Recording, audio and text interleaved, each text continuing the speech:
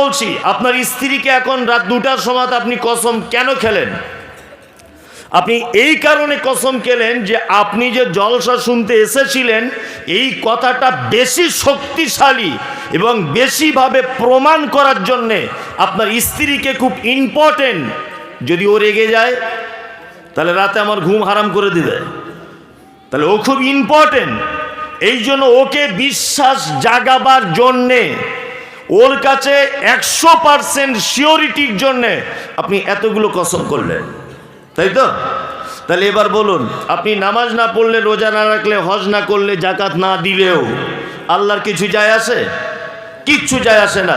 তাহলে আল্লাহ সুবহানাহু ওয়া তাআলা কোন এমন মারাত্মক কথা বলার জন্যে এই 5টা জিনিসের পর পর কসম করে বলছেন? আমি এতগুলো জিনিসের কসম করে বলছি, কসমের উত্তর নেই, কোনো জবাব নেই। কসমের জবাব কি? আল্লাহ সুবহানাহু ওয়া তাআলা বলছেন, লাকাদ খলাকনাল ইনসান ফি আহসানি তাকবীর। এই কথাটা বলার জন্যে আল্লাহ সুবহানাহু ওয়া তাআলা এতগুলো জিনিসের কসম খাচ্ছেন। কথা কি? লাকাদ খলাকনাল ইনসান ফি আহসানি তাকবীর। নিশ্চয়ই আমি মানুষকে উন্নতভাবে সৃষ্টি করেছি, উন্নত কাঠামোতে, এর বুদ্ধি দিয়ে, একে সৌন্দর্য করে, এর আকেল সুরাত দিয়ে পৃথিবীর সমস্ত সৃষ্টির থেকেও একে আমি শ্রেষ্ঠ করেছি। কাকে শ্রেষ্ঠ করা হয়েছে? মানুষকে। আল্লাহ কজন? একটু বলুন না। একজন। যদি বলছেন বাচ্চা ছেলের মতো প্রশ্ন, না, আমি আপনাকে কথা বলাতে চাইছি এই কারণে যে আপনি অমনোযোগী হয়ে গেছেন কিনা। আল্লাহ একজন, মুহাম্মদ সাল্লাল্লাহু আলাইহি ওয়াসাল্লাম শেষ নবী, তাই তো? আচ্ছা, ওনার কাছেই কোরআন এসেছেন মারফত আল্লাহ এবং মুহাম্মদ সাল্লাল্লাহু আলাইহি ওয়াসাল্লাম। এই দুইজনের মাঝখানে কোরআন অবতীর্ণের জন্য কোন ফেরেশতা ভূমিকা পালন করেছেন? জিবরিল আমিন। তাহলে সব একক, এখানে দ্বিতীয় কোনো পক্ষ নেই, আছে? নেই। এবার আপনাকে একটা কথা বলে রাখছি, খুব মন দিয়ে শুনবেন। আল্লাহ সুবহানাহু ওয়া তাআলা কাকে এত গুরুত্ব দিলেন, কাকে এত ইম্পর্টেন্ট মনে করলেন? সামান্য একটা কথা, লাকাদ খলাকনাল ইনসান ফি আহসানি তাকবীর। কোরআন একটাই, মুহাম্মদ সাল্লাল্লাহু আলাইহি ওয়াসাল্লাম একজনাই, জিবরিল একজনাই, আল্লাহ একজনাই। আচ্ছা, আল্লাহর কথা কখনো 2 নম্বরই হওয়ার চান্স আছে? নেই। এই দেখুন, আপনাকে এবার একটা মজার কথা বলি। তাহলে মানুষকে সব থেকে সুন্দর করে তৈরি করা হয়েছে কি হয়নি? সমস্ত দিক দিয়ে। এই দেখুন, আল্লাহ সুবহানাহু ওয়া তাআলা আবার বলছেন, ওয়া খুলিকাল ইনসানু যায়ীফা। নিশ্চয়ই মানুষকে সৃষ্টি করা হয়েছে অতীব দুর্বল করে। তাহলে এখানে বললেন সুন্দর করে তৈরি করা হয়েছে, তাই তো? অপর আরেকটা আয়াত আল্লাহ তাআলা বলছেন, ওয়া খুলিকাল ইনসানু যায়ীফা। নিশ্চয়ই মানুষকে আমি আল্লাহ দুর্বল করে সৃষ্টি করেছি। এখানে এক রকমের, ওখানে আরেক রকমের, তাই তো? চলুন আরেকটু রকমের দিকে দেখা যাক। আল্লাহ তাআলা বলছেন, উলাইকা কাল আনাম বাল হুম আযাল আউলাইকা হুমুল গাফিলুন। আরে মানুষ তো খারাপ খারাপ শুয়োর কুকুরের থেকেও নিকৃষ্ট। একজনাই আল্লাহ কথা বলছেন কোরআনে, অন্য কেউ কথা বলছেন? বলছেন না। এই দেখুন, আলেমরা বসে আছেন, এখানে আল্লাহ তাআলা বলছেন মানুষ তো সৃষ্টি করেছে উন্নত করে। আর এক জায়গাতে বলছেন খুলিকাল ইনসানু যায়ীফা, মানুষকে দুর্বল করে পাঠানো হয়েছে। আর এক জায়গাতে বলছেন উলাইকা কাল আনাম বাল হুম আযাল আউলাইকা হুমুল গাফিলুন। আরে মানুষ তো খারাপ খারাপ চতুষ্পদ জানোয়ারের থেকেও নিকৃষ্ট। 3 রকম কথা হলো না? কথা হলো কি না? এবার আপনাকে একটু একটু একটু একটু করে বোঝাতে থাকি আমি, আপনি বুঝতে থাকুন। প্রথমে বলি যে ওই দিকের প্রথম থেকে ধরি, যে খুলিকাল ইনসান যায়ীফা, মানুষকে দুর্বল করে পাঠানো হয়েছে। হয়েছে কি হয়নি? কোন দিকে দুর্বল? এই দেখুন, আপনাকে একটা জিনিস দেখায়। আচ্ছা, এখানে কেউ প্লেন চেপেছেন? প্লেন আপনি চেপেছেন? আলহামদুলিল্লাহ, প্লেন চেপেছেন। আমিও অনেকবার চেপেছি, প্রায় 50 বারের কাছাকাছি। তা আমার একটা প্লেন চাপার একটা অভিজ্ঞতা আছে। অভিজ্ঞতাটা হচ্ছে এই, যখন আপনি ফ্লাইটে উঠে যাবেন, উঠে যাবার পরে যখন ফ্লাইটটা আসমানের দিকে উড়বে, তার আগে সেবিকা যারা থাকে ছোট্ট একটা মাইক্রোফোন নিয়ে বলে দেয়, যে যাত্রী সাধারণদের উদ্দেশ্যে ইংলিশে বলে বা বাংলাতে বলে না, হিন্দিতে বলে। জি, যে যাত্রী সাধারণদের উদ্দেশ্যে বলা হচ্ছে যে আপনারা দয়া করে সিট বেল্টটা বেঁধে নেবেন। প্লেনটা যখন এইভাবে উঠবে তখন কেউ উঠে দাঁড়াবেন না, যখন একেবারে এইভাবে চলবে তখন আপনি উঠে দাঁড়াতে পারবেন। আর আপনার সিটের সামনে প্যারাসুট রাখা আছে, যদি প্লেনটা কোনো রকমের দুর্ঘটনার কবলে পড়ে যায় তাহলে আপনি এই প্যারাসুটটা এইভাবে লাগিয়ে এইভাবে ঝাঁপ দেবেন, সব বলে দেয়। এবং মাঝখানে টিভির স্ক্রিনে দেখিয়ে দেওয়া হয়। তারপরে একটা কথা বলা হয় যে আমরা এখন কলকাতা নেতাজি সুভাষচন্দ্র বিমানবন্দর থেকে আমাদের ফ্লাইটটা ছেড়ে আমরা মুম্বাই অমুক বিমানবন্দরের উদ্দেশ্যে এত হাজার কিলোমিটার উপর দিয়ে পাড়ি দেব।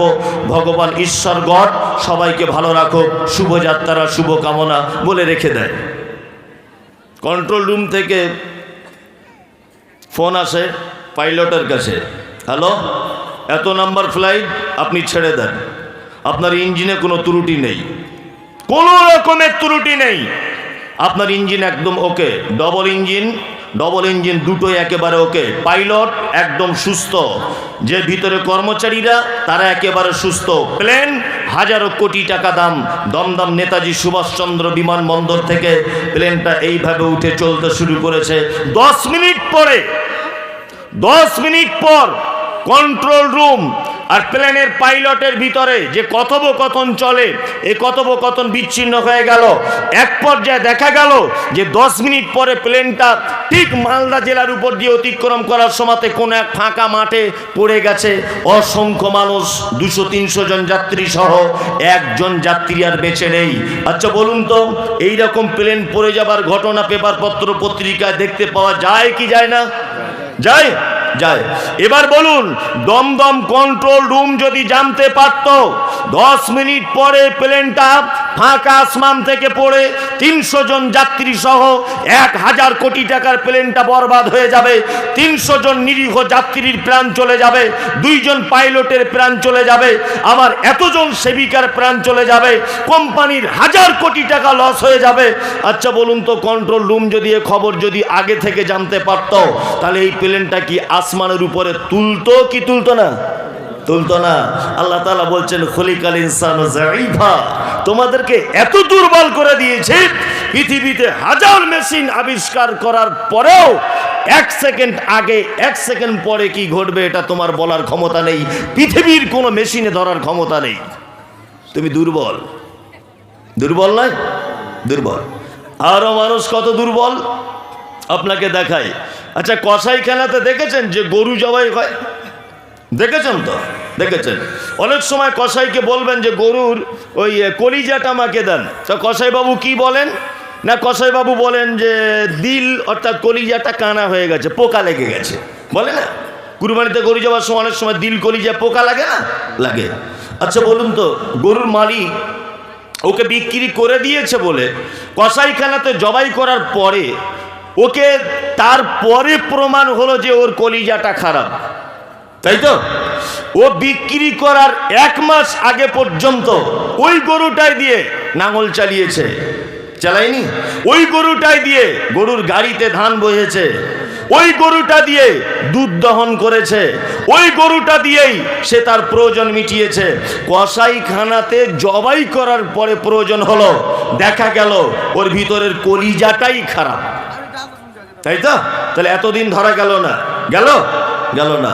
তাহলে একটা ভিতরের কলিজা খারাপ জবাই করার পরে প্রয়োজনে জানা গেল। একটা মানুষ কিডনিতে একটা সামান্য একটুখানি একটা পাথর হয়েছে, যন্ত্রণায় থাকতে পারে না, এখান থেকে ভেলোরে চলে যায়, ওখান থেকে গিয়ে মাইক্রো সার্জারি করে আবার বাড়িতে আসে, আবার 3 মাস পরে আবার চেক আপে যায় কি যায় না? যায়। অথচ ভিতরের একটা মারাত্মক পার্টস কলিজা খারাপ, কোনো ল্যাবরেটরিতে চেক করার প্রয়োজন হয় বলুন? হয় না। কোনো ল্যাবরেটরিতে প্রয়োজন নেই চেক করার। আল্লাহ তাআলা বলছেন খলিকাল ইনসানু যায়ীফা, তোমাকে আমি তৈরি করেছি উন্নত মানের করে, কিন্তু তুমি বড় দুর্বল, খুব দুর্বল। আল্লাহ সুবহানাহু ওয়া তাআলা তারপরে আবার বলছেন উলাইকা কাল আনাম, মানুষ চতুষ্পদ জানোয়ারের থেকে খারাপ। কি বললাম বুঝলেন না? এবার আপনাকে চতুষ্পদ জানোয়ারের থেকে খারাপ এটা বোঝাবো কেমন করে? আপনাকে একটা কথা বলি। আচ্ছা, কাজী নজরুলের নিশ্চয় কবিতা পড়েছেন স্কুলে। একটা কথা আছে, দৈত্য দানব যা কিছু সব পারবে তুমি হতে, মানুষ সবার এখনো অনেক তোমার বাকি। পড়েছেন? দৈত্য দানব যা কিছু সব পারবে তুমি হতে, মানুষ সবার এখনো অনেক তোমার বাকি। এটা আমি আপনি প্রায় পড়ি স্কুলের সিলেবাসে। আচ্ছা, আপনার স্ত্রী বাড়িতে তরকারি কাটছিল, তরকারি কেটে যেটা বাছে আর কি, কাঁচা তরকারি কেটে যেটা রাখে, ওটা আপনার ভাষাতে কি বলে? হ্যাঁ, ছাঁট, বাছুর। আরে তরকারি, আনাজ পাটি, বেগুন, কলা, মূলো রান্না করার জন্য মেয়েরা কেটে যেটা রাখে, ওটা কি বলে পাত্রটা? আমাদের ওদিকে চুপড়ি বলে, আমাদের ভাষাতে গামলা। আচ্ছা, গামলা। ওই গামলাতে রাখছে। তা আপনি কুরবানির জন্য দুটো ছাগল কিনেছেন, তা বারবার ছাগলটা এসে ওই গামলাতে মুখ লাগাচ্ছে বারবার। আচ্ছা, আপনার স্ত্রী ছাগলটাকে দুবারই মেরে দিয়ে বলে, শালা তুই ছাগল না অছাগল রে, এটা বলে? বলুন তো, বলে না। আব্দুল ওয়াহাব সাহেব বন্ধু মানুষ এখানে বসে আছে, বারবার খোঁচা মারছি। ও এক পর্যায়ে কি বলবে, শালা মানুষ না অমানুষ রে, এটা বলবে কি বলবে না? বলবে তো। তার মানে ছাগল, অছাগল, এই অশব্দটা মানুষ ছাড়া পৃথিবীর অন্য কোনো প্রাণীর জন্য প্রযোজ্য নয়। আমরা গরুকে জীবনে বলি, নাঙল চষতে গরু যখন হাঁটতে যায় না, মারি আর বলি, এই শালার গরু, ভালো করে গরু হ, এরকম বলি না। অথচ একটা ছাত্র যখন স্কুলে পড়াশুনো করতে পারে না, বারবার যখন প্রতিদিন পড়া দিচ্ছে, প্রতিদিন পড়া নষ্ট হচ্ছে, পারছে না, মাস্টার তখন কি বলে, মানুষ না অমানুষ রে। তার মানে বুঝে নিতে হবে, মানুষ সব সময়তে মানুষ থাকে না। কি বললাম বুঝলেন? মানুষ তার কৃতকর্মের ফলে কখনো কখনো অমানুষ হয়ে যায়। এক। 2 নম্বর, আপনাকে আর একটা কথা শিখিয়ে দিয়ে যাচ্ছি, মন দিয়ে শুনে রেখে দেন। আচ্ছা, মানুষ পৃথিবীতে জন্মগ্রহণ করার পরে কটা জিনিস নিয়ে আসে পৃথিবীতে, কটা জিনিস শিখে আসে, এটা জানা আছে? জানা নেই। ও শিখে আসে কি, এরকম করে কানতে হয়, আর কিচ্ছু জানে না, ওর মাকে বলতে পারে, মা দুধ দাও, বলতে পারে না। মা আমার পায়খানা লেগেছে, এটা বলতে পারে না। কি শিখে আসে? ও শুধু শিখে আছে এইটা, ট্যাঁ করে কাঁদছে, আর কিচ্ছু শিখতে হয় না, কিছুই শিখে আসে না। ওকে সব শেখাতে হয়। ওর মা ওকে বলে, কি বলে, এই বাথরুমে যখন যাবি বার হবি, পা ধুয়ে বার হবি, যখন বাথরুমে যাবি পাছাটা ভালো করে ধুয়ে আসবি যেন লেগে না থাকে, আর ভাত খাবি যখন চিবিয়ে খাবি, না তো হজম কম হবে। এই স্কুলে যেতে হবে, এই তোর বাপের বড় ভাই সম্পর্কে তোর কি হয়, এটা স্কুল থেকে শিখে আসতে হবে। আচ্ছা বলুন তো, এগুলো আমরা শিক্ষার মাধ্যমে, মায়ের কাছে হোক, বাপের কাছে হোক, স্কুলের মাধ্যমে হোক, এগুলো আমরা শিখি কি শিখি না? শিখি। তাহলে মানুষের শিখতে হয়। একটা হাঁসের বাচ্চা জন্ম হলো, এই হাঁসের বাচ্চাটি প্রথমে সাঁতার কাটার জন্য কোনো সুইমিং পুলে ভর্তি হয় নাকি? যে 10 দিন সুইমিং পুলে ভর্তি হয়ে আগে সাঁতারটা শিখে নিই, তারপরে বড় পুকুরে গিয়ে ঝাঁপ দেবো, এরকম কোনো ব্যাপার থাকে না। তার মানে ও জন্ম থেকেই হাঁস, আর এ জন্ম থেকে মানুষ নয়। একে মানুষ হতে গেলে কিছু শিখতে হয়। কি বললাম বুঝলেন না? মানুষ হতে গেলে কি হয়, কিছু অর্জন করতে হয়। আপনাকে আর একটা কথা বলে দিই, আল্লাহ তাআলা বলছেন, কি বলছেন, যে খলাকাল ইনসান ফি আহসানি তাকবীম, লাকাদ খলাকনাল ইনসানা ফি আহসানি তাকবীম। দুটো জিনিস বোঝানো হয়ে গেল, দুর্বল আর চতুষ্পদ জানোয়ারের থেকে খারাপ। আর 3 নম্বর আল্লাহ তাআলা বলছেন, লাকাদ খলাকনাল ইনসানা ফি আহসানি তাকবীম, নিশ্চয়ই তোমাকে আমি অতীব ভালোবেসে সুন্দর আবয়বে, সুন্দর পরিকাঠামো দিয়ে, বিবেক বুদ্ধি, তোমার বিবেচনা, তোমার মস্তিষ্ক, তোমার মানে ব্রেন, তোমার সফলতা, তোমার সমস্ত কিছু আমি উন্নত মানের করে তৈরি করেছি কি করেনি? আল্লাহ আমাদেরকে ভালোবেসে বানিয়েছেন না মারাননি? বানিয়েছেন। যদি বলছেন কেমন করে বুঝবো, এই দেখুন আপনাকে আমি বোঝাই, আপনি যদি বুঝতে না পারেন আপনাকে বোঝাই আল্লাহ আমাদের কত আদর করে বানিয়েছেন। আপনার স্ত্রীর পেটে বাচ্চা, প্রেগনেন্ট, আপনি আপনার বন্ধুকে বলছেন, সাইফুল সামনে বুধবারে ডাক্তার ডেট দিয়েছে, বাচ্চা ডেলিভারি হতে পারে, আমার কাছে টাকা নেই, তা 20,000 টাকা ভাই একটু আমাকে ধার দেওয়ার ব্যবস্থা করবি। আপনি সুনীলকে ফোন করলেন, সুনীল এই তো টাটা সুমো গাড়িতে একটু রেডি করে রাখবি, আমার বউকে মালদা মেডিকেল কলেজ হাসপাতালে ভর্তি করতে হতে পারে আগামী বুধবার রাত 2-3টের দিকে যখন হোক। বলছে ঠিক আছে আমি রেডি। আপনি আপনার শাশুড়িকে বললেন, আম্মু আপনার মেয়ের ডেট হয়েছে বুধবার, ডাক্তার দিয়েছে বুধবার বাই মঙ্গলবার হতে পারে, তুমি একটু রেডি থাকবে, জামা কাপড় গুছিয়ে নিয়ে, আমার মা অসুস্থ, তোমাকে হসপিটালে গিয়ে থাকতে হবে। এইগুলো আগে থেকে আমরা গুছিয়ে রাখি না? রাখি কি রাখি না? রাখি। আপনার স্ত্রীর বাচ্চা হবে, পেটে যন্ত্রণা শুরু হয়ে গেল, বন্ধুকে ফোন করলেন, হ্যালো, গাড়ি নিয়ে চলে এলো, মালদা মেডিকেল হলে আপনার স্ত্রী ভর্তি হয়ে গেল, ডাক্তার বাবুরা বললো নরমালে হবে না, সিজার করতে হবে। আপনি বারবার হসপিটালের গেটে আনচান আনচান করছেন, খবর কি হয়? অনুগ্রহ করে শুনবেন, এত নম্বর তলাতে, এত নম্বর বেডে, গার্জেনের নাম আব্দুল্লাহ, আপনার স্ত্রীর বেটা ছেলে হয়েছে, আপনি খুব বগল বাজাচ্ছেন, ওরে বাবা ছেলে হয়েছে বলে কথা, বেটির বাপের কাছে মাল মেরে নেব, খুব হাসছে, হ্যাঁ খুব হাসছে, 500 টাকার মিষ্টি নিয়ে বাড়ি চলে এলো। আপনার স্ত্রী যখনই বাচ্চা ডেলিভারি করেছে সাথে সাথেই নাসেরা কোলে তুলে নিল, আয়া কোলে তুলে নিল, দাদি কোলে তুলে নিল, নানি কোলে তুলে নিল, দুধ খাবে সাথে সাথে পাপ্পুর ব্যবস্থা হয়ে গেল। আর নাসেরা আয়ারা মায়ের বুকের সঙ্গে বাচ্চাকে লাগিয়ে দিল, চলো দুধ পান করো, একবারও মাটিতে ফেলতে দিল না। আপনি মানুষ তাই। অপরদিকে দেখুন, আপনার বাড়িতে একটা গাভী আছে, গাভী বুঝেন তো, এই গাভীটার পেটে বাচ্চা, এরও পেটে 9 মাস বাচ্চা থাকে, 17 দিন, 9 মাস 17 দিন, 9 মাস 17 দিন পরে পৌষ মাসের হাড় কাঁপানো শীতে আপনি আপনার স্ত্রী দুতলার উপরে শুয়ে আছেন, আপনার গাভীটা রাত 2টোর সময়তে পেটের যন্ত্রণা শুরু হয়েছে, পেটের যন্ত্রণায় ছটফট করতে করতে একবার বসছে একবার উঠছে, আপনি ঘুমিয়ে আছেন, ওর মুখে ভাষা নেই যে আপনাকে ডাকবে। অক্লান্ত কষ্টের পরে ও নিজে নিজে বাচ্চা জন্ম দেয়। দেখবেন গাভী যখন বাচ্চা জন্ম দেয়, লক্ষ্য রাখবেন তার চোখ দিয়ে পানি ঝরে, লক্ষ্য রাখবেন, এটা কালকেই পরীক্ষা করে দেখবেন, চোখ দিয়ে পানি ঝরে, মানে ও খুব কষ্ট পায়। বাচ্চা জন্ম দেওয়ার পরে গাভী নিজের ভাষাতে তার বাচ্চাকে বলে, বাবু আমি এমন এক মালিকের অধীনে বসবাস করি যে আজকে কম্বল মুড়ি দিয়ে শুয়ে আছে, তুই জন্মগ্রহণ করেছিস সে জানে না, তা তোর গায়ের লালাগুলোকে পরিষ্কার করবে সে লোকও নেই। ওই দেখবেন নিজে জিভ দিয়ে চাট চাট চাট চাট চাট চাট করে চাটে, চাটে না চাটে। দুধ খাওয়ার প্রয়োজন বাচ্চা হওয়ার পরেও, ওঠ উঠে দাঁড়া, কেউ নেই তাই কি হলো, তোর নানিও নেই, তোর দাদিও নেই, তোর খালা নেই, তোর ফুপু নেই, কেউ নেই, ওঠ উঠে দাঁড়া তুই নিজে নিজে। ঠক ঠক ঠক ঠক করে কাঁদছে, ফস করে পড়ে গেল গোয়াল ঘরে। আবার ওর মা বলছে আবার ওঠ, ওঠ, আবার উঠে দাঁড়া, আবার উঠেছে, থরথর থরথর করে কাঁপছে, আবার পড়ে গেল, বলছে আবার ওঠ, উঠে দাঁড়ালো, বলছে দেখ পিছনের দিকে যা, আমার দুধের মাঠগুলো ঝুলছে ওখানে, চুক চুক চুক চুক চুক চুক চুক চুক করে টান, একটু একটু করে টানছে, আর বলছে নিজের ভাষাতে, মা কই দুধ আসছে না তো। বলছে খ্যাপা আমি প্রথম মা হয়েছি, দুধের রাস্তা ক্লিয়ার নেই, মাঝে সাঝে চুষবি আর এইরকম করে গুঁতো মারবি। গাভীরা মারে না, বাচ্চাগুলি এরকম করে গুঁতো মারে, দেখেছেন?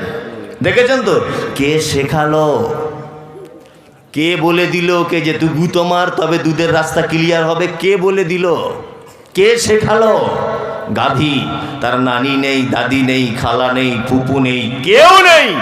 এই কারণে সাথে সাথে ওর হাত পা সব খাদ্য টাদ্য সব রেডি, সাথে সাথে আল্লাহ আপনাকে এত ভালোবাসে, হসপিটালে জন্মগ্রহণ করলেন, আল্লাহ তো সাথে সাথে গাভীর বাচ্চার মতো পা রেডি করে দিতে পারতেন, পারতেন কি পারতেন না? পারতেন।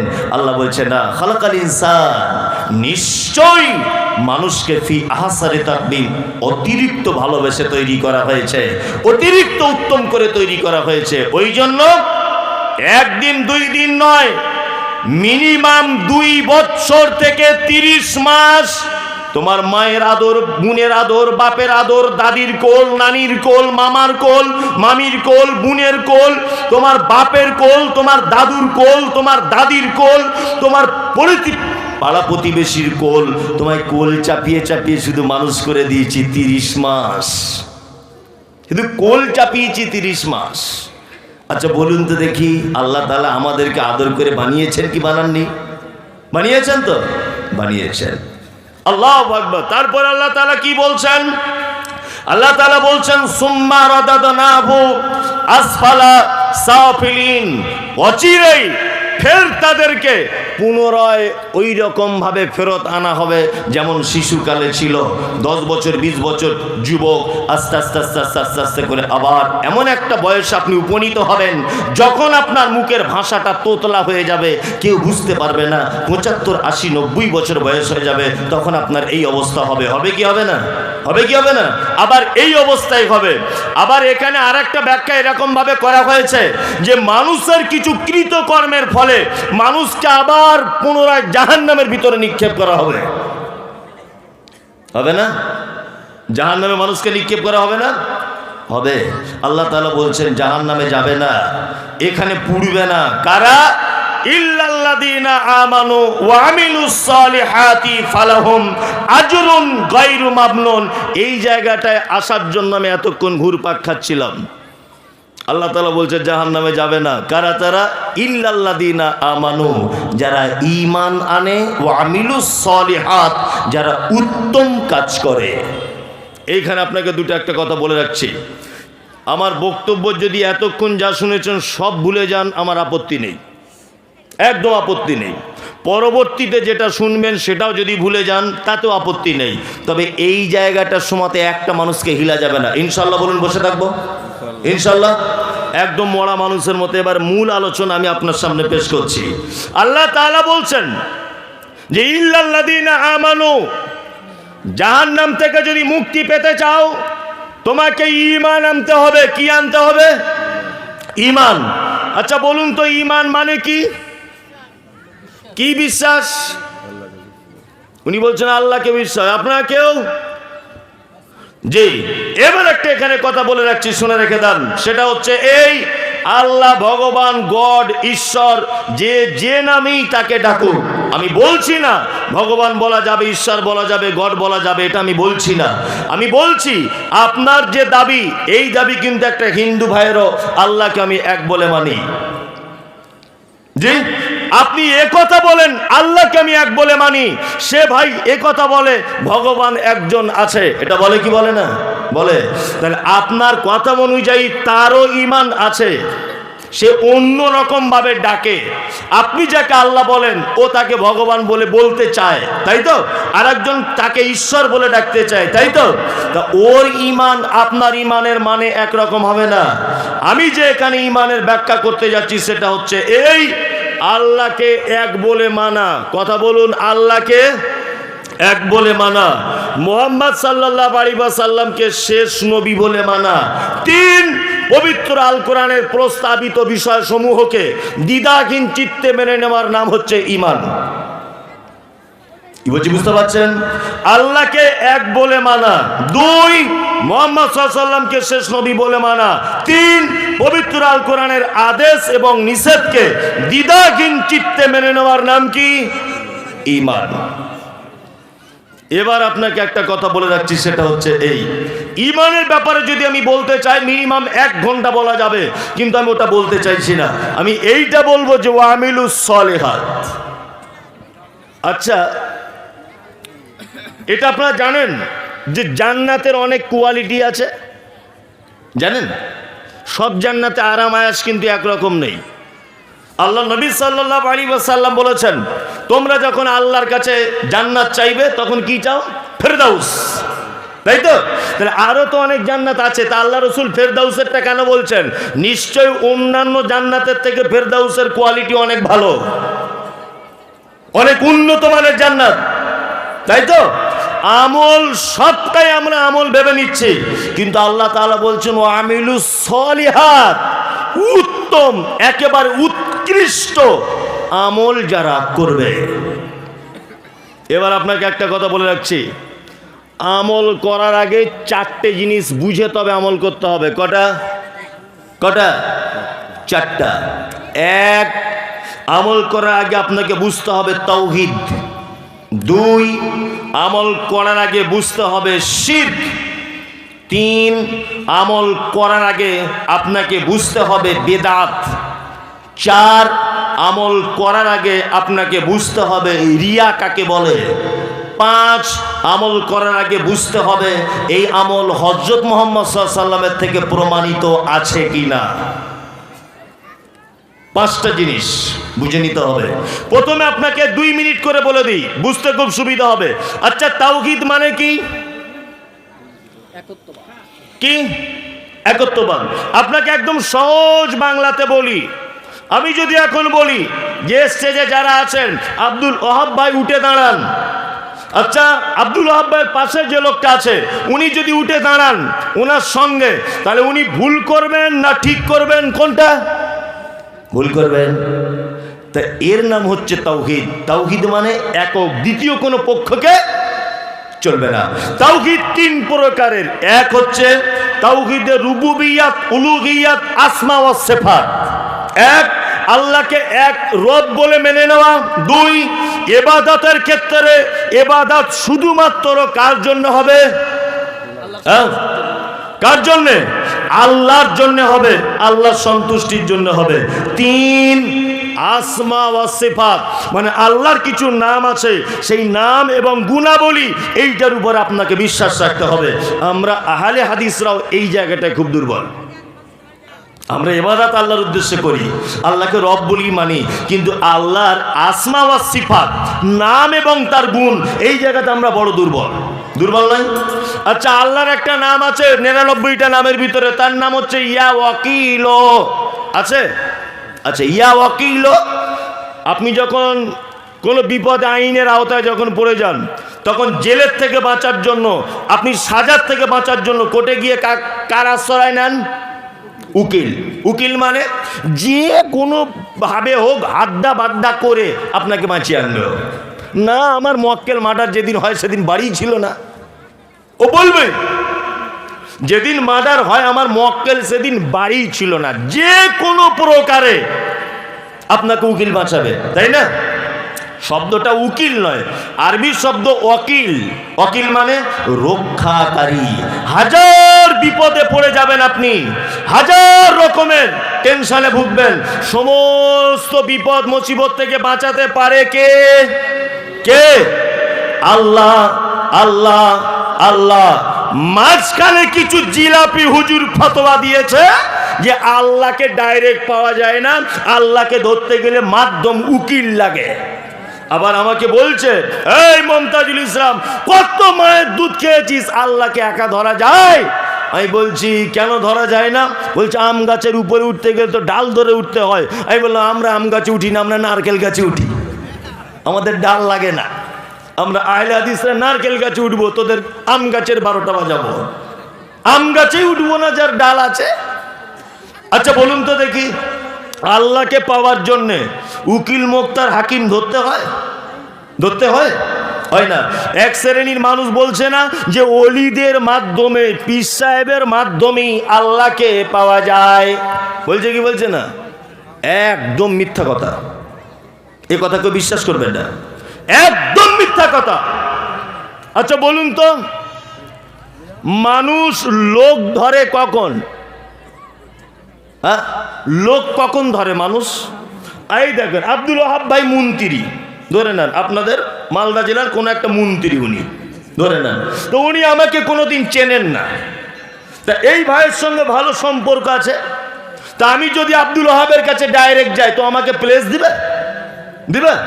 গেটম্যান বলবে বাড়ি কোথায়? উত্তর 24 পরগনা, মমতাজুল ইসলাম। চল ভাত এখান থেকে। কার কাছে এসছিস? না, আব্দুল ওয়াহাবের কাছে। বাহ, শালা তোকে চিনি না জানি না, আব্দুল ওয়াহাবের সঙ্গে দেখা করতে যা, লোক ডেকে আন, তবে দেখা করবে।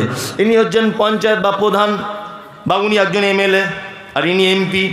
তো আমি এমএলএ ভাইয়ের কাছে গিয়ে বলছি, ভাই চলুন না একটু আব্দুল ওয়াহাবের সঙ্গে দেখা করিয়ে দেবেন, একটা বিশেষ কাজ আছে, আমার বেটির বিয়ে, কিছু টাকা যদি উনি দেন খুব ভালো হয়।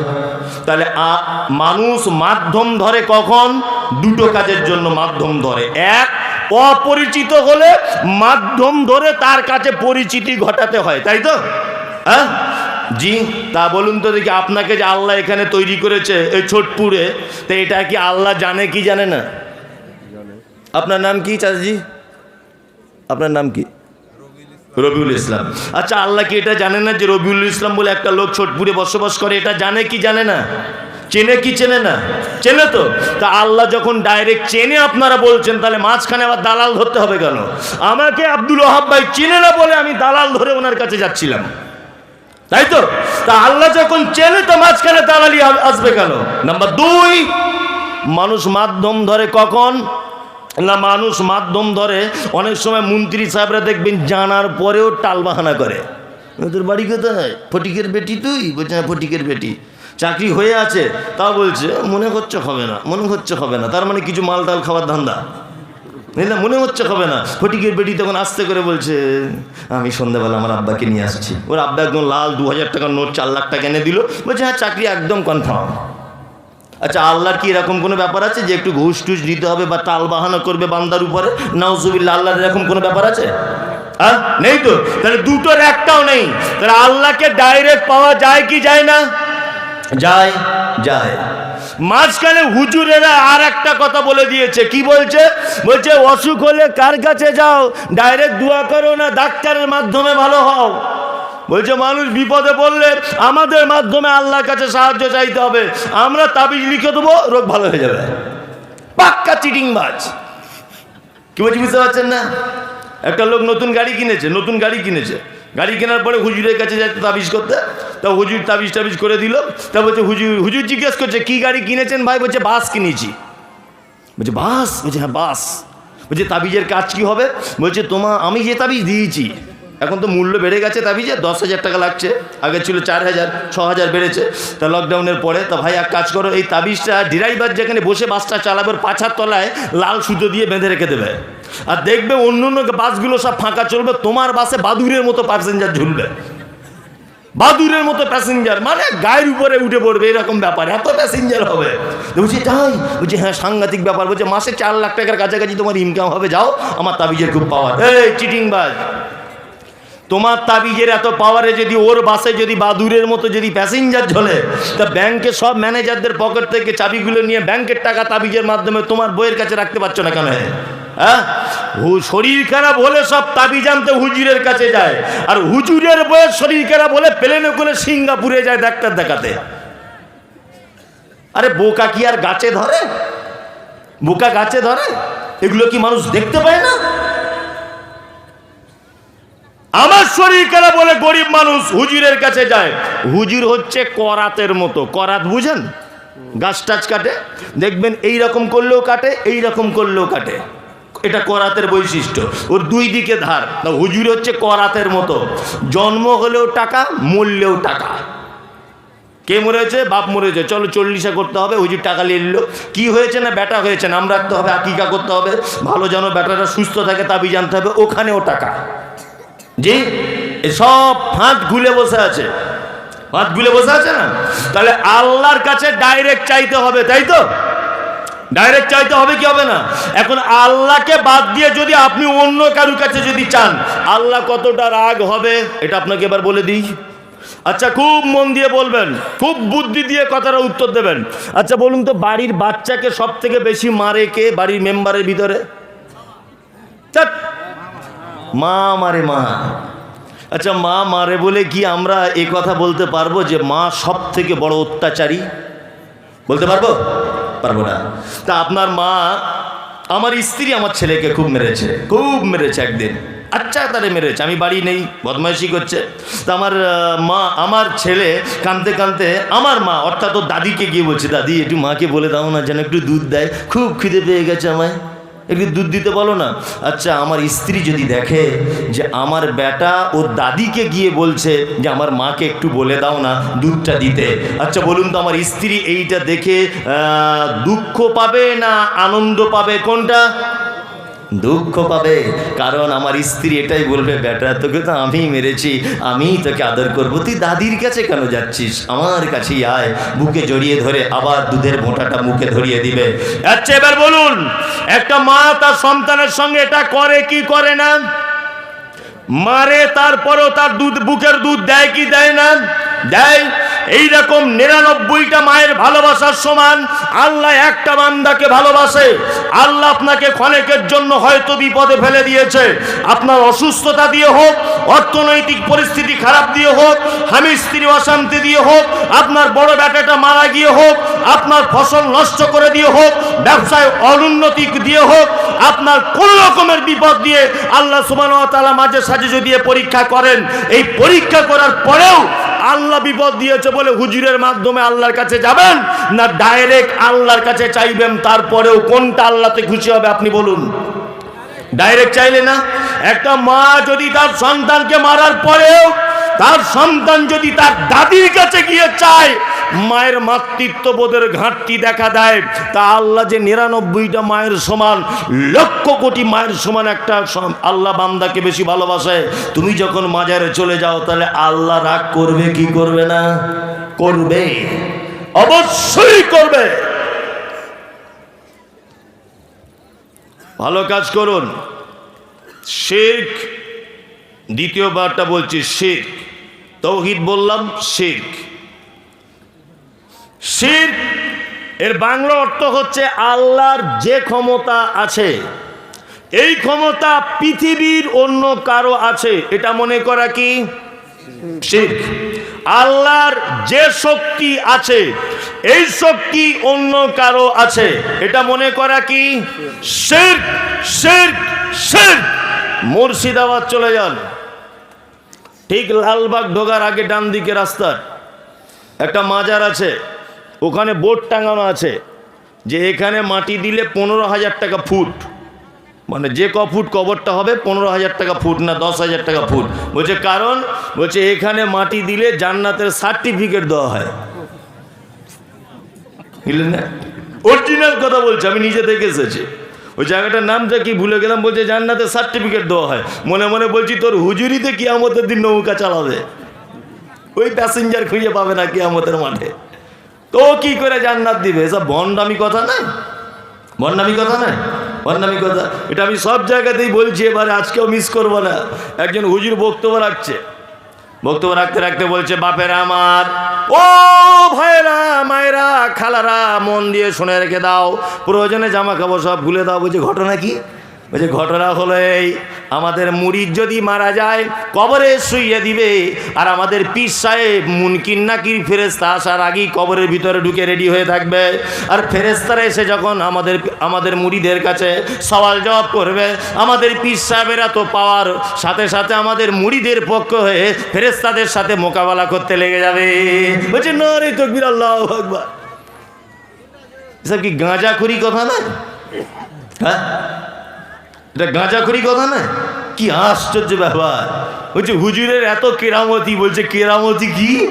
বলছে বাংলাদেশের একটা ছেলে নোয়াখালীতে বাড়ি, বক্তব্যগুলি ইউটিউবে আপনারা পান না? পান, আপনারা ভুলে যান, আমি সব মনে রেখে দিই। নোয়াখালীতে বাড়ি, বাংলাদেশের নোয়াখালী।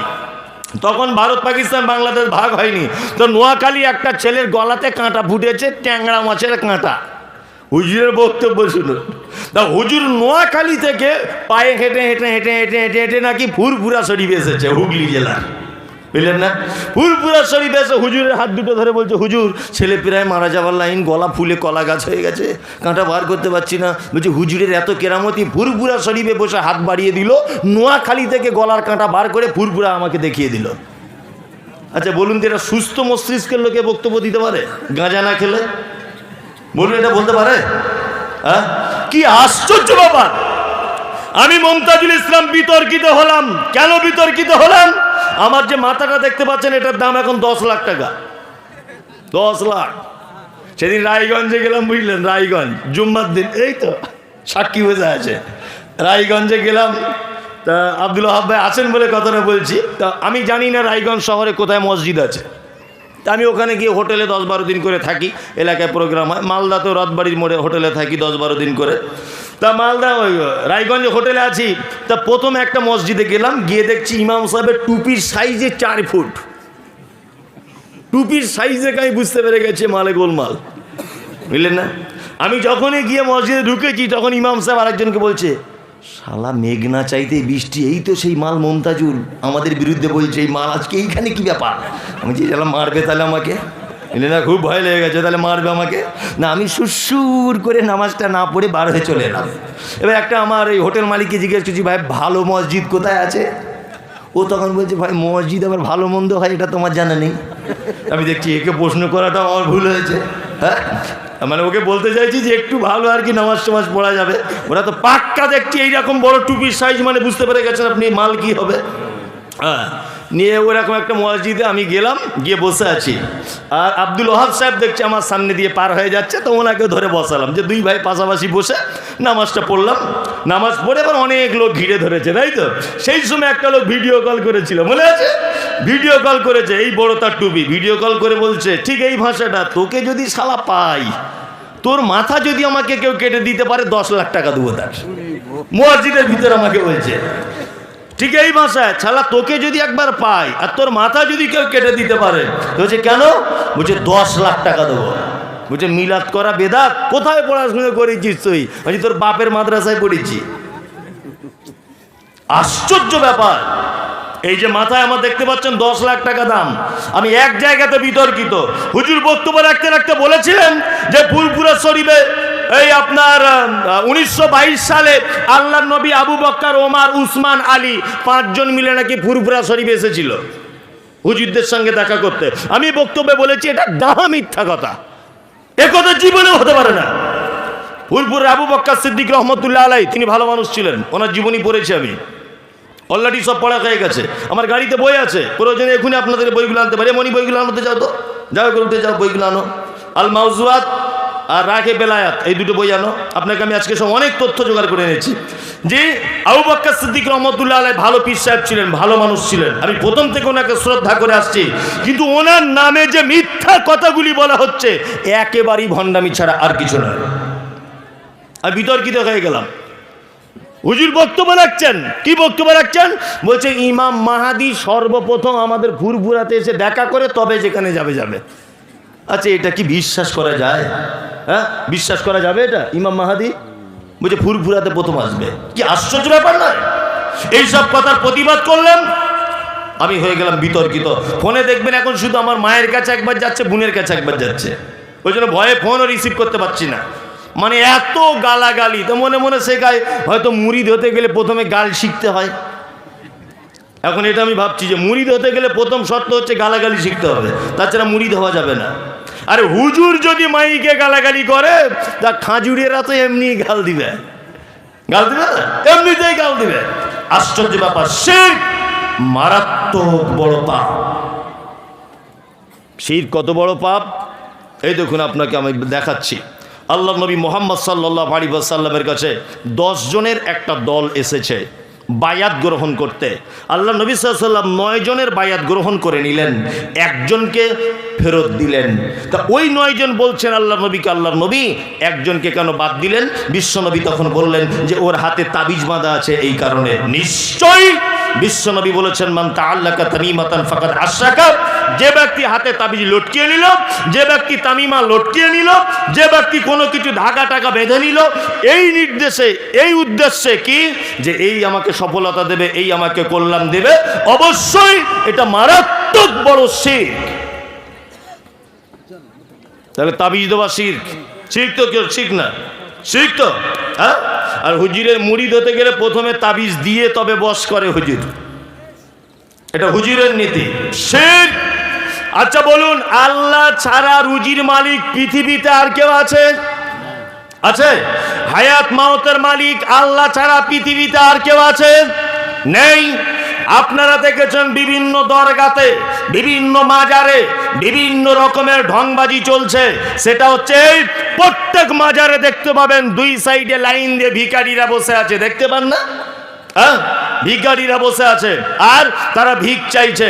আর মাজার পূজারী যারা, মাজারে মরা মানুষ বসে আছে তার কাছে গিয়ে ভিক চাইছে। বিয়াদব ফকির বুঝতে পেরে গেছে মরা মানুষের কাছে মাল পাওয়া যায় না, ওই জন্য থালা নিয়ে রাস্তাতে জীবিত মানুষের কাছে চাচ্ছে।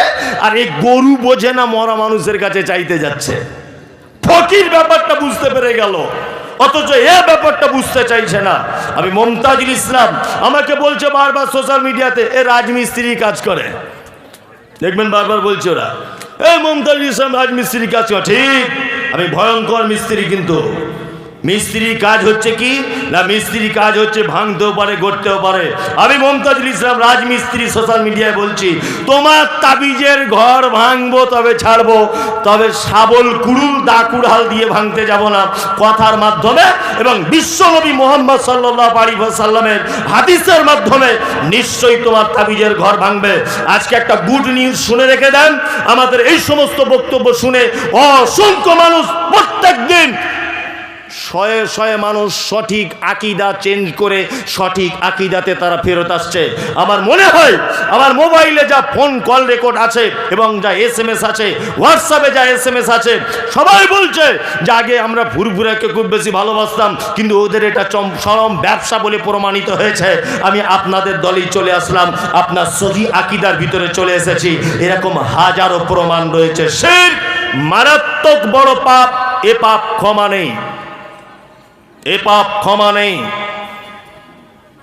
তারপরে আমল করার আগে একটা জিনিস জেনে নিতে হবে, তার নাম বেদাত। কি কি নাম? বেদাত। বেদাত মানে, বেদাত মানে জানেন? নব আবিষ্কৃত। হযরত মুহাম্মদ সাল্লাল্লাহু আলাইহি ওয়াসাল্লাম করেননি, আল্লাহ নবী সাল্লাল্লাহু আলাইহি ওয়াসাল্লাম করেননি, সাহাবায়ে কেরামগণ করেননি, তারপরেও তাবিঈগণ থেকেও কোনো প্রমাণ পাওয়া যায় না।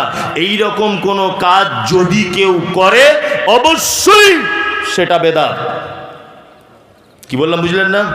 বেদাত এর ভয়াবহতা কি? কুল্লু বিদআতিন দালালা ও কুল্লু দালালাতিন ফিন্নার।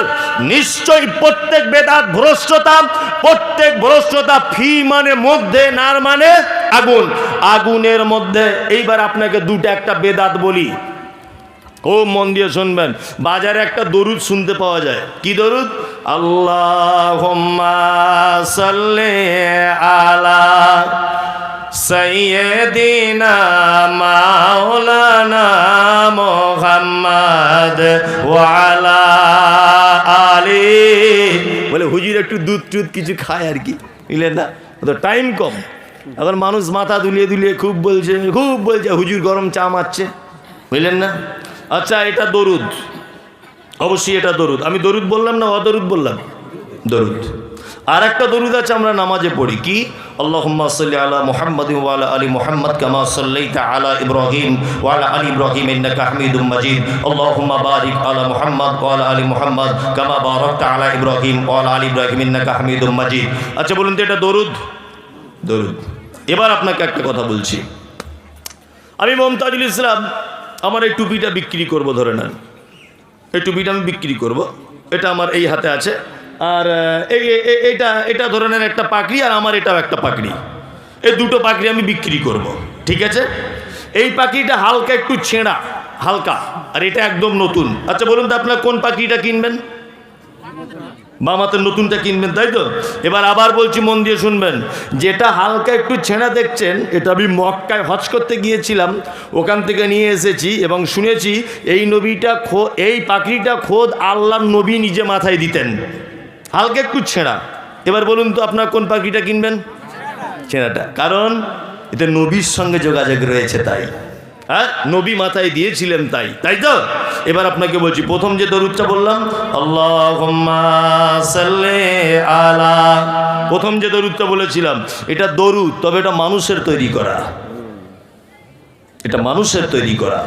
আর আল্লাহুম্মা সাল্লি আলা মুহাম্মাদ ওয়া আলা আলি মুহাম্মাদ কামা সাল্লাইতা আলা ইব্রাহিম ওয়া আলা আলি ইব্রাহিম ইন্নাকা হামিদুম মাজিদ, এটা নবীজির তৈরি করা।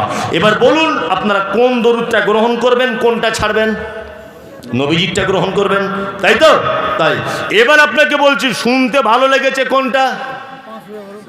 প্রথমেরটা, তাই না? তাই। এবার আপনাকে আর একটা জিনিস জিজ্ঞাসা করছি, খুব মন দিয়ে শুনবেন। আমি সুগারের রুগী, একটা ডাক্তারের কাছে গেলাম, ডাক্তারটা একটু খ্যাপাটি টাইপের, পাগলা টাইপের ডাক্তার।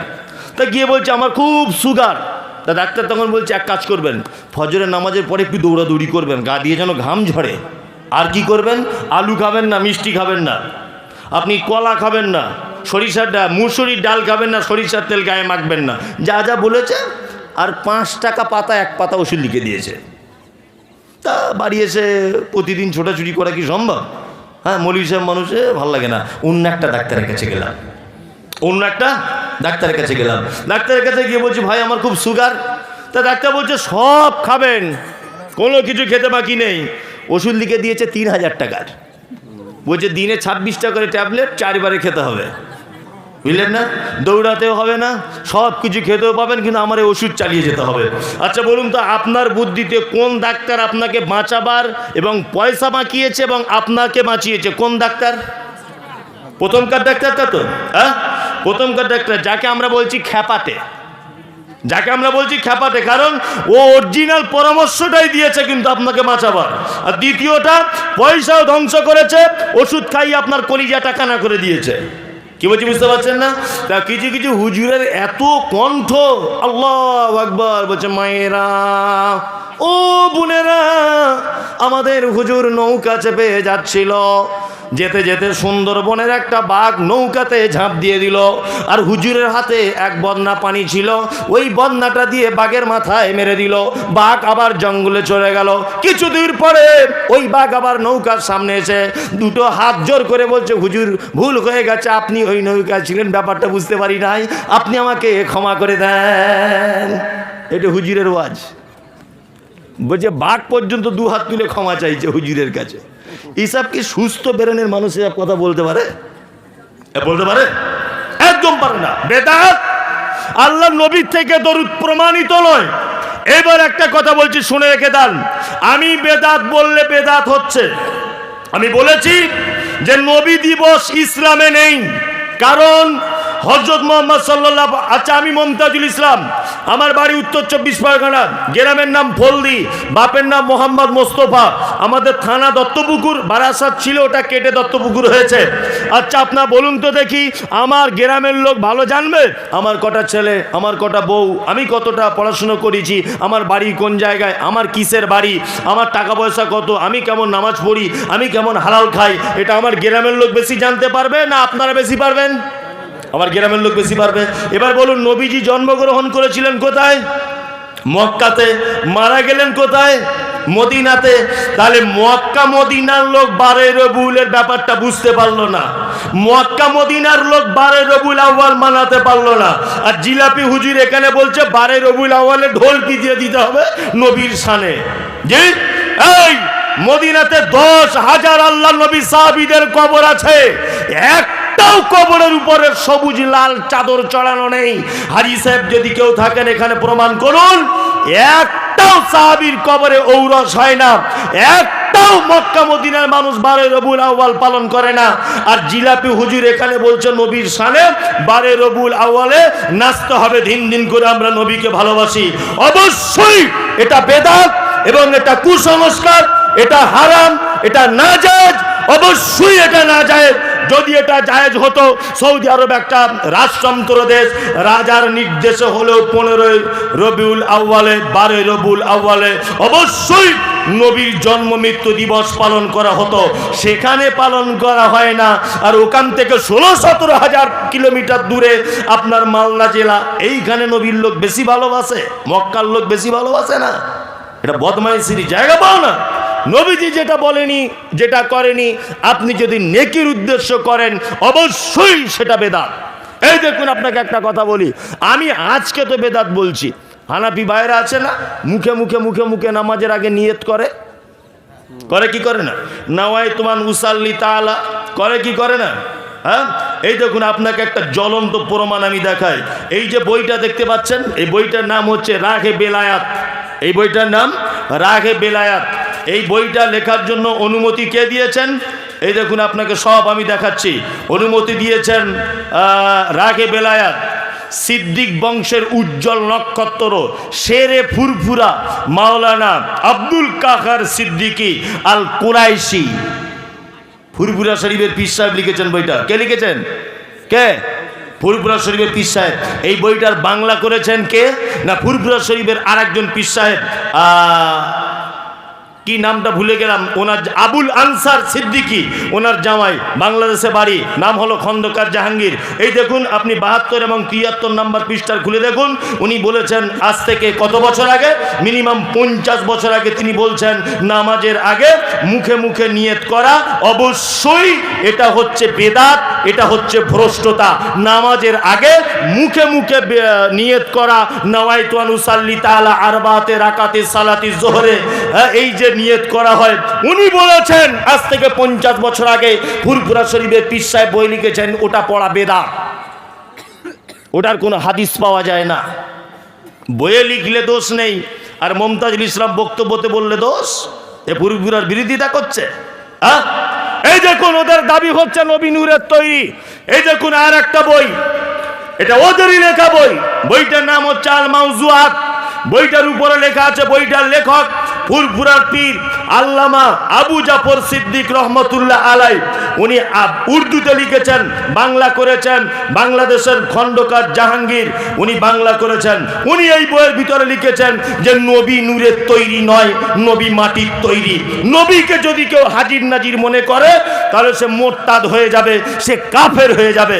আমি মমতাজুল ইসলাম বলেছি যে নবী ফুরফুরাতে এসেছে, এটা মিথ্যা কথা। আরে আমি কেন বলতে যাব? তোমার পীর সাহেবই তো এখানে লিখে গেছে নবী মরে যাওয়ার পরে কোথাও যেতে পারে না। এই দেখুন বইয়ে লেখা আছে ওদের, বইটার নাম বলে দিচ্ছি। কালিয়া চকে সুপার মার্কেটের ভিতরে একটা বইয়ের দোকান আছে, ওই বইয়ের দোকানে আপনি এই বইটা পেয়ে যাবেন, আল মাউজুআত। বইটা কিনে পড়বেন, ওইখানেই লেখা আছে ওরা বলছে নবী নূরের তৈরি নয়, মাটির তৈরি।